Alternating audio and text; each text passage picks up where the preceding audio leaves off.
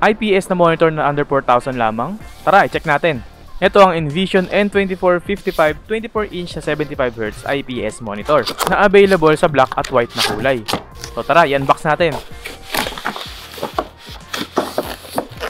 Inside the box guys, makikita naman natin dito yung kanyang libreng HDMI cable. Kasama na rin dito yung kanyang libreng screwdriver. At syempre yung kanyang mga screws.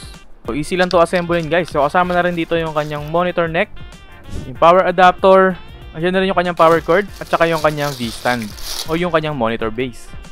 At underneath itong ating styro is nandito na yung ating monitor na nakabalot ng plastic.